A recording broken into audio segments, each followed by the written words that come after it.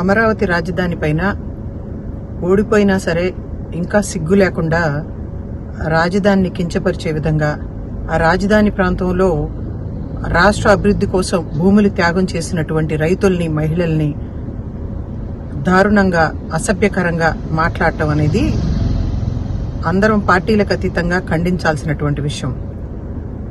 సాక్షి డిబేట్లో ఇద్దరు సీనియర్ జర్నలిస్టులు కూర్చుని ఒక వ్యక్తి రాజధానిని అవమానపరుస్తూ, రాష్ట్రంలో ఉన్నటువంటి మహిళలందరినీ కూడా కించపరుస్తూ అసభ్యకరమైనటువంటి వ్యాఖ్యలు చేస్తుంటే మరొక సీనియర్ జర్నలిస్టు నవ్వుతూ ఖండించకపోవటం అనేది దుర్మార్గంగా భావిస్తా ఉన్నాం.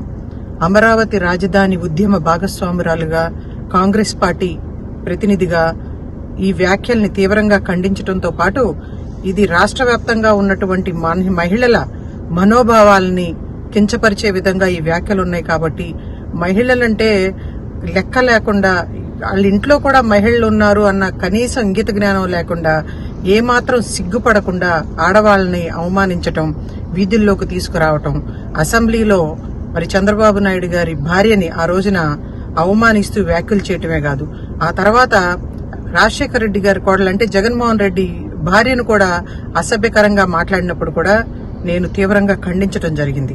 అదేవిధంగా అమరావతి రాజధాని అంటే మన రాష్ట్ర అభివృద్ధి కోసం, మన బిడ్డల భవిష్యత్తు కోసం భూములు త్యాగం చేసినటువంటి రైతుల్ని, మహిళల్ని అవమానపరుస్తూ అసభ్యకరంగా జగన్మోహన్ రెడ్డిగా అధికారంలో ఉన్నప్పుడు పోస్టులు పెట్టి మమ్మల్ని అందరినీ కూడా కించపరిచినా కూడా మేము వాటన్నిటినీ కూడా ఎదుర్కొని ఈ రోజున మళ్లీ అమరావతి రాజధాని పునర్నిర్మాణం చేసుకునేటువంటి పరిస్థితుల్లో మరి ఇప్పుడు మళ్లీ విషం చిమ్ముతూ ఈ వ్యాఖ్యలు చేయటం అనేది అందరినీ బాధిస్తున్నటువంటి అంశం.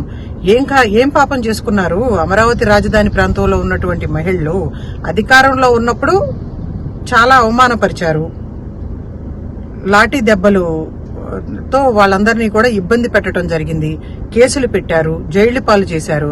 ఇప్పుడు అధికారాన్ని కోల్పోయిన తర్వాత కూడా ఏంటి, భూములు ఇవ్వటమే వాళ్ళు చేసిన పాపమా?